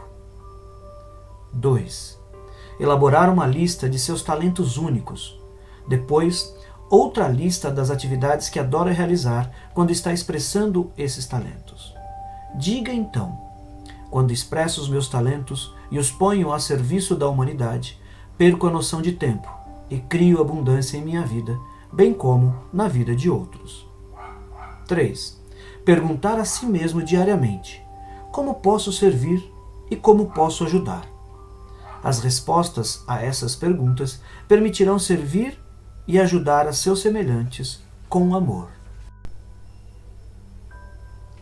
Conclusão. Quero conhecer os pensamentos de Deus. O resto é detalhe. Albert Einstein. A mente universal coreografa todas as coisas que estão acontecendo em bilhões de galáxias com precisão e inteligência infalíveis. Essa inteligência é o máximo, é superior. Permeia cada fibra da existência, da menor à maior, do átomo ao cosmos. Tudo que está vivo é expressão da inteligência superior, e essa inteligência opera por meio das 7 leis espirituais. Se você olhar para cada célula do corpo humano, verá em seu funcionamento a expressão dessas leis. Toda célula, seja ela do estômago, do coração ou do cérebro, tem sua origem na lei da potencialidade pura. O DNA é um exemplo perfeito disso. É, de fato, a expressão material da potencialidade pura. O mesmo DNA existente em todas as células expressa-se de formas diferentes para cumprir as exigências singulares de uma célula em particular. Cada célula opera também por meio da lei da doação. Ela está viva e saudável quando em seu estado de equilíbrio. Esse estado de equilíbrio é o da satisfação e da harmonia, mantido pelo constante movimento de dar e receber. Cada célula nutre a outra e é nutrida pelas demais. Há ali um permanente estado de fluxo dinâmico que nunca é interrompido. De fato, o fluxo é a própria essência da vida da célula. É mantendo esse fluxo que ela consegue receber e dar, continuando, assim, sua existência vibrante. O mesmo acontece com a lei do karma, cumprida com refinamento por todas as células. Em sua própria inteligência está a resposta mais apropriada, precisa e correta a toda situação no momento em que ocorre. A lei do mínimo esforço também é executada primorosamente pelas células, que fazem seu trabalho com eficiência silenciosa num estado repousante de alerta. Já a lei da intenção e do desejo se efetiva por meio da utilização, pelas células, do poder de organização infinita da inteligência da natureza. A mais simples intenção, como a metabolização de uma molécula de açúcar, cria instantaneamente uma sinfonia de eventos no corpo em que quantidades precisas de hormônios têm de ser secretadas em momentos precisos para converter essa molécula de açúcar em energia criativa pura. Todas as células expressam ainda a lei do distanciamento. Elas se distanciam do resultado de suas intenções. Não hesitam nem se confundem, porque seu comportamento decorre de uma função da consciência do momento presente centrado na vida, e manifestam a lei do Dharma. As células têm de conhecer sua própria fonte, o eu superior, e têm de servir a seus semelhantes e expressar seus talentos únicos. As células do coração, do estômago e as imunológicas têm sua fonte no campo da potencialidade pura, no eu superior. E por estarem diretamente vinculadas a esse computador cósmico, podem expressar seus talentos únicos com muita facilidade e consciência atemporal. Expressando seus talentos únicos, mantém sua integridade e a do corpo todo. O diálogo interior de cada célula do corpo humano é sempre: como posso te ajudar? As células do coração querem ajudar as células imunológicas. Estas, por sua vez, pretendem colaborar com as células do estômago e do pulmão. As do cérebro querem ouvir e auxiliar todas as outras. Cada célula do corpo tem apenas uma função: ajudar as outras. Olhando o comportamento das células de nosso corpo, podemos observar a mais extraordinária e eficiente expressão das 7 leis espirituais do sucesso. Essa é a genialidade da inteligência da natureza. Esses são os pensamentos de Deus. O resto é detalhe. As 7 leis espirituais do sucesso são princípios poderosos que o capacitarão a alcançar o autodomínio. Se você prestar atenção a essas leis e praticar os passos sugeridos neste livro, poderá desejar e receber o que quiser: riqueza, dinheiro, sucesso. Verá também que sua vida vai mudar, ficando mais prazerosa e abundante em todos os sentidos, porque essas leis são as mesmas que dão sentido à vida. Há uma sequência natural de aplicação dessas leis na vida diária, que o ajudará a lembrar-se delas. A lei da potencialidade pura é experimentada por meio do silêncio, da meditação, do não julgamento, da comunhão com a natureza. Mas ela é ativada pela lei da doação, cujo princípio é saber dar o que se deseja. Se você busca a abundância, deve dar abundância. Se quer dinheiro, deve dar dinheiro. Se deseja amor, apreço, afeição, deve saber dar amor, apreço e afeição. A partir de seus atos, na lei da doação, você ativa por sua vez a lei do karma. Ao criar um bom karma, tornará tudo mais fácil na vida. Notará que não será necessário fazer muito esforço para satisfazer aos seus desejos. Isso, automaticamente, o fará compreender a lei do mínimo esforço. Assim, quando tudo ficar mais fácil e não exigir esforço, quando seus desejos forem satisfeitos, você começará espontaneamente a entender a lei da intenção e do desejo.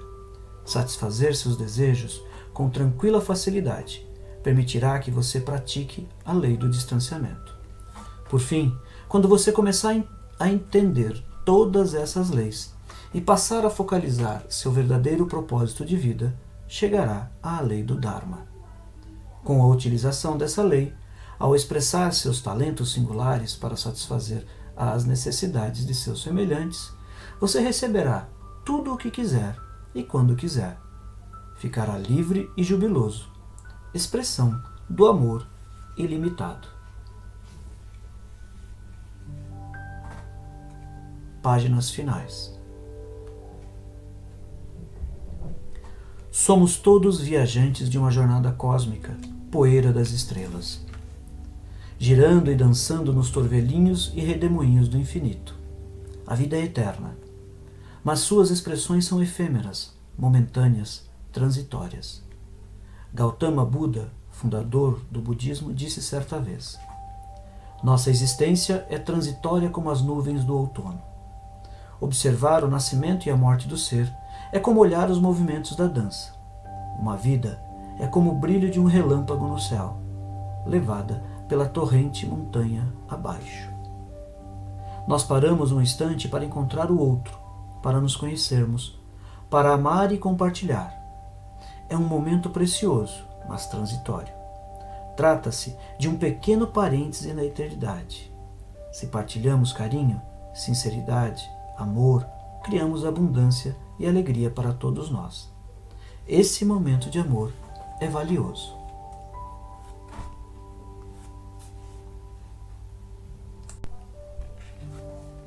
Palavras finais de Deepak Chopra. Amigo, em As 7 Leis Espirituais do Sucesso, descrevo as virtudes e os princípios que me ajudaram e procuro levá-los a inúmeras outras pessoas para que possam encontrar a satisfação espiritual e o sucesso material.